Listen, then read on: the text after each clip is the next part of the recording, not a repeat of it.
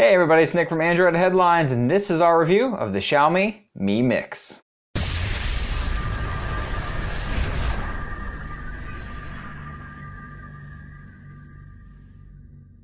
So Xiaomi has taken a very different path this time around with this latest device, and it's something that's wholly unique among other OEMs out there right now. Meet the Mi Mix, a brand new style of phone from Xiaomi, and one that you don't often see. The most striking thing here, of course, is the screen. There are virtually zero bezels around 3 of the 4 sides of this phone. Even that bottom bezel is significantly less than most phones, Pixel we're looking at you, which really is incredibly impressive. What might be even more impressive though is how large this screen is in proportion to the body. At 6.4 inches, you'd think this would be a massive hulking phone, but in reality it's essentially no larger than a Nexus 6P, which by the way only has a 5.7 inch screen for reference. While the screen to body ratio is still in question, Xiaomi states that the screen takes up 91.3% of the face, and while that may not be completely accurate, it's a far larger ratio than the 75% or so that most phones have without a doubt. Screen quality itself is alright though, and honestly if it weren't for the sheer size and lack of bezels, this would be chalked up as a pretty average IPS display in every way. One extraordinary thing about it, however, is the aspect ratio, which is actually 17:9, leaving just enough dedicated room for that software navigation bar at the bottom. It's quite uncommon to see a software nav bar in any Xiaomi phone, but here it is, and it's quite nice too. As with every Xiaomi phone, the buttons can be customized, but since they're software, they also include a new 4th button all the way to the left, a hovering ball that can make the nav bar disappear and replace it with a movable, floating set of nav icons similar to Facebook Messenger chat heads, for instance. This might also make it more comfortable for some folks trying to one-hand the phone, something that's actually doable thanks to the near lack of bezels. You may find your hand getting a little tired after holding the phone for a while though, as its 209 grams is about 30% heavier than your average phablet nowadays. Two things seem to be the key to making this phone weigh so much: a 4,400 mAh battery and an all-ceramic build. For reference, this battery is about 40% or so larger than your average phablet's battery, which certainly accounts for the bulk of the weight difference, and it absolutely makes a difference when concerning battery life. There's just no killing this phone's battery pretty much no matter what you do, and that's a very good thing considering how much of a joy it is to use a screen this large. You're pretty much going to want to do everything possible on it, and it's fantastic to regularly see 45% battery left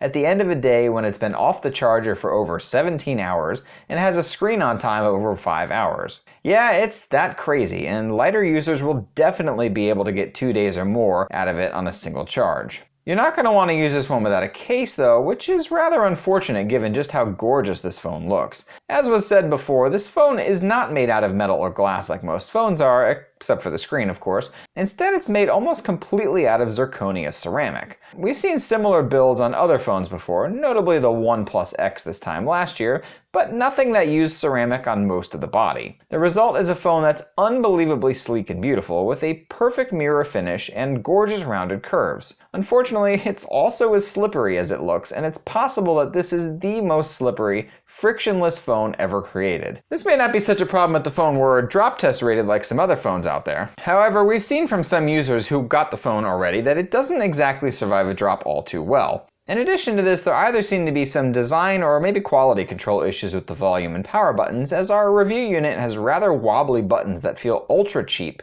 and simply don't suit the rest of the build. The back also gives in just a tad when pushed, continuing the thought of some possible design or QC issues. Xiaomi has stated that this is a limited supply phone and at this time is only selling the device in China, but it's still sad to see such quality issues in some places and an oversight in others. Thankfully, Xiaomi includes a rather nice leather case inside the box of each Mi Mix, and this case sort of makes the phone feel whole. It's grippy and covers the wobbly buttons with a complete leather exterior, improving the construction and making this one feel super solid. There's still not much in the way of screen protection here, which is great for keeping those bezels small, but maybe not so great for drops on the face. For the first time ever, Xiaomi is also shipping a phone not only with LTE that works perfectly outside China, namely here in the US on T-Mobile, but also with a fully working NFC radio. This means Android Pay and other international payment methods should be able to function perfectly, especially since this is shipping with Android 6.01 Marshmallow with MIUI 8 on top, as well as a rear-facing fingerprint scanner.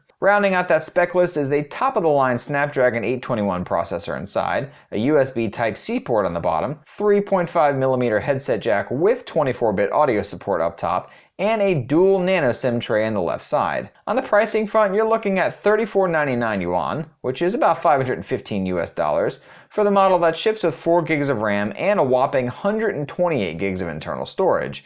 If you need more of each for some reason, you can fork out 3,999 yuan, or about $590 to get 6 gigs of RAM and an incredible 256 gigs of internal storage. And as a bonus, this more expensive model actually ships with 18-karat gold rings around the rear-facing camera and fingerprint scanner. Now that's fancy. On the software front, you're really not getting anything different here from other Xiaomi flagships that have shipped this year, and you'll find the version of MIUI 8 on board is identical to the Mi Max or Mi 5 that we've already reviewed. Xiaomi's weekly updates always provide bug fixes and occasionally new features, but for the most part you really won't find anything new here to differentiate between those phones. The biggest shame here is of course the lack of any real features to take advantage of a 6.4-inch screen, like split-screen app functionality for instance. Maybe MIUI 9, based on Android 7.0 Nougat, will have those, but for now it simply isn't there. The camera software is also identical to the aforementioned phones, but unfortunately the quality simply isn't. The cameras on the Mi Max are not good by any standard, especially for a phone that costs over $500. It's a massive disappointment to say the least, and while daytime shots are at least somewhat decent and get the job done, they aren't super amazing or groundbreaking. Low light and nighttime shots are really where this camera tanks though, and that includes both the 16 megapixel rear camera as well as the 5 megapixel front facing one. Either something in the processing is messed up, or these are just really poor sensors that Xiaomi has stuck in the Mi Mix. And you'll find that nighttime shots are blurry, overly dark, and severely lacking in detail. In many situations the colors are totally off and everything just looks bad. This is really bizarre for Xiaomi given how much they've pushed camera tech on their less expensive phones, and one of the most expensive phones they've ever released somehow turns out to have terrible cameras. Do not buy this phone for its camera, or if you regularly use your smartphone as an everyday camera. It really is just bad. The last oddity we'll cover here is the proximity sensor and earpiece, and for those that still use their smartphones as a phone, this is sort of a problem. Since there's no place for an earpiece up top, Xiaomi has placed it under the glass. As far as sound quality and clarity goes, this really isn't an issue surprisingly. However, the placement of the speaker is. The speaker actually seems to be about right in the middle of the device rather than close to the top, and if you place your ear in the middle of the phone to hear it best, those new ultrasonic proximity sensors don't really detect your face, which turns the screen on and causes all sorts of havoc on a call. It's annoying to say the least and really is unfortunate for anyone not using a Bluetooth headset or loudspeaker. All in all, the Xiaomi Mi Mix is a really interesting phone that's best for folks who spend lots of time on their device all day long and like to do as much as possible on a very generously sized screen. It's got one of the most gorgeous builds ever seen on any smartphone, and the technology used here to reduce the bezels around the top and sides is absolutely one that needs to make its way into other phones as quickly as possible. As a technology showcase, the Mi Mix is a winner without a doubt, but as a daily phone, this one falls short in quite a few key ways that will definitely be more than irritating for many users out there. Weigh the pros and cons here for sure, but this phone is not for everyone. We hope you enjoyed that review and will subscribe to us for more content. Check us out on your favorite social media network, and don't forget to check out AndroidHeadlines.com for 24/7 Android-based news coverage. Thanks for watching, and until next time.